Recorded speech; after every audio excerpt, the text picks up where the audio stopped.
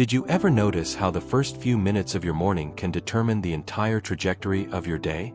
Before you've spoken a word, before you've taken a single action, your mind has already decided whether today will be a struggle or a gift. Most people lose their peace not in the afternoon chaos or the evening fatigue, they lose it the moment they open their eyes. The morning is not just the start of your day. It is the foundation upon which everything else is built. If that foundation is cracked, everything that follows will be unstable. Every morning, a man wakes to chaos in his own mind.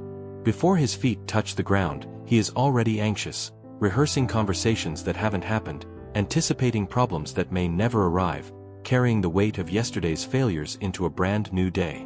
His mind is a battlefield before the sun rises. This internal turbulence destroys everything that follows. His work suffers. His relationships fracture.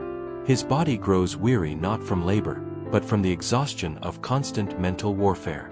In 1498, in a small monastery in the valleys of Switzerland, a master craftsman named Thomas discovers that his entire life has been poisoned by a corrupted morning mindset. His days begin in dread, and dread becomes his reality. But when circumstances force him to rebuild his mornings from nothing, he uncovers a forgotten truth. The morning sets the tone for everything. This is the story of how one man learned to heal his relationship with the dawn, and in doing so, reclaimed his peace, his purpose, and his work. Edmund nodded, as though this answered everything. Then that is where you must begin your healing, he said softly. Not with the work. Not with the inspection. With the morning itself. Thomas looked at him, confused. I do not understand. Come, Edmund replied, rising slowly from the stone bench. Tomorrow, wake as I do. The next morning, while darkness still blanketed the valley, Thomas rose and made his way through the cold corridors to Edmund's cell.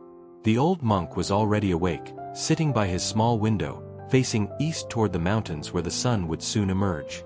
He did not turn when Thomas entered. Sit, Edmund said quietly. We wait. Thomas sat beside him on the worn wooden floor. No prayers were spoken. No psalms recited. They simply waited in silence.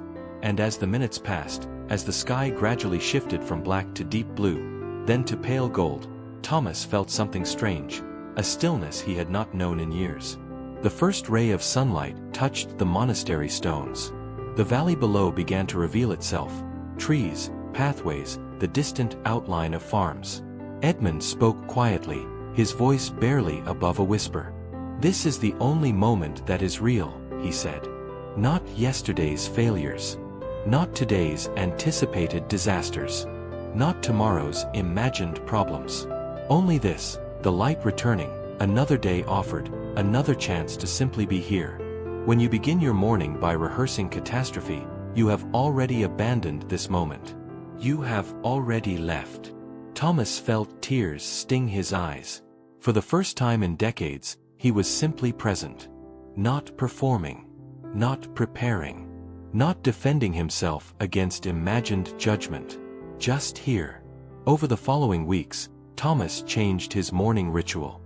He woke before the bell and sat as Edmund had taught him. He watched the dawn without rushing toward the day's tasks. When anxious thoughts arrived, and they did, he acknowledged them like passing travelers, then let them continue on their way.